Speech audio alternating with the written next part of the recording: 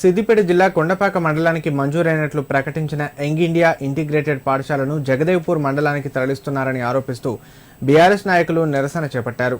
మండలంలోని పలు గ్రామాల్లో విద్యాసంస్థలను బంద్ చేయించి కార్యకర్తలతో కలిసి రాజీవ్ రహదారిపై బైఠాయించి రాస్తారోకో నిర్వహించారు. దీంతో రహదారిపై భారీగా వాహనాలు నిలిచిపోవడంతో సమాచారం అందుకున్న కుకునూరుపల్లి ఎస్ఐ బాలకృష్ణ సిబ్బందితో అక్కడికి చేరుకుని ఆందోళనకారులను సముదాయించే ప్రయత్నం చేశారు. ఈ క్రమంలో పోలీసులకు బీఆర్ఎస్ కార్యకర్తలకు మధ్య స్వల్ప తోపులాట చోటు చేసుకుంది.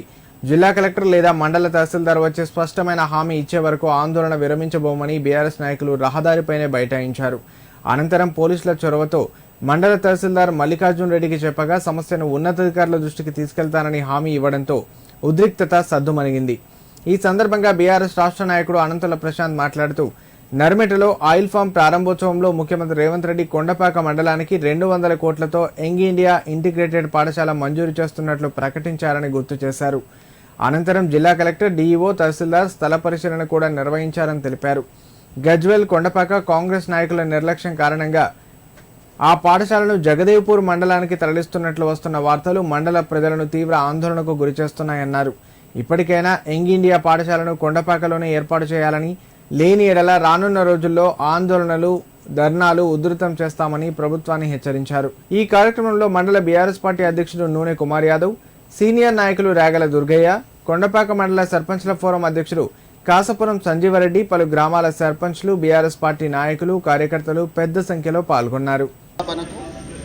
చేసిన యంగ్ ఇండియా స్కూల్ ఈ రోజు వేరే ప్రాంతానికి తరలించే కుట్రకు ప్రణాళికలు రచిస్తున్నారు కాంగ్రెస్ నాయకులు. దాన్ని మేము తీవ్రంగా మా బీఆర్ఎస్ పార్టీ తరఫున దాన్ని ఖండించి, ఆ 200 కోట్ల యంగ్ ఇండియా స్కూల్ ఉంటే మా కొండపాక మండలంలోని విద్యార్థులకు మంచి భవిష్యత్తు ఉంటుందని మేము అనుకున్నాం. అంతలోపటినే ఈ కుట్రకు తెరలేపి తరలించడానికి ప్రయత్నాలు జరుగుతున్నాయి. దాన్ని మేము అందరము బీఆర్ఎస్ పార్టీ మండల పార్టీ నుంచి అందరం మేము ఖండిస్తున్నాం తీవ్రంగా. ఈ ఒక్కరోజు బందే కాదు, రోజు నిరసన దీక్షలు ఉంటాయి.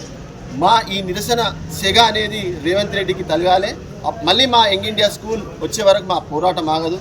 అదేవిధంగా గతంలో వెటర్నరీ యూనివర్సిటీ గారు, మా మాజీ ముఖ్యమంత్రి కేసీఆర్ గారు వెటర్నరీ యూనివర్సిటీ దుద్దడలో శాంక్షన్